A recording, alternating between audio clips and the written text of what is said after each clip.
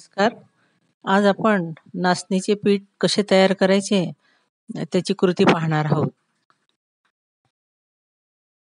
त्यासाठी नाचणी आपण स्वच्छ अशा पाण्याने धुवून घेतलेली आहे आणि त्यात बारीक असा कचरा असतो तो सुद्धा आपण गाळणीने गाळून घेतले आहे.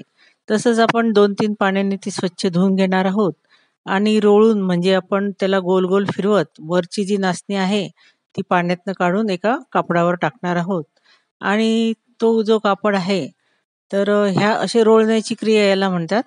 रोळणे हा शब्द त्याच्यासाठी आहे. तर त्यामुळे बारीक खडे किंवा वाळू असते ती खाली राहते आणि ते कापड आपण घट्ट बांधून आपण एका चादरीमध्ये ठेवलेले होते. ते 2-3 तासासाठी आपण ते ठेवून दिले होते.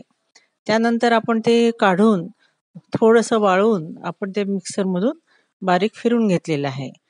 चक्कीवर गेल्यानंतर या पिठामध्ये मिसळ होऊ शकते. त्याच्यासाठी आपण घरच्या घरी मिक्सरला असं ते दळून घेतलेलं आहे आणि एका गाळणीने गाळून घेतलं आहे. त्यामुळे जो कोंडा आहे तो निघून जाईल आणि त्यानंतर आपण त्याला वस्त्रगाळही करून घेतलेला आहे.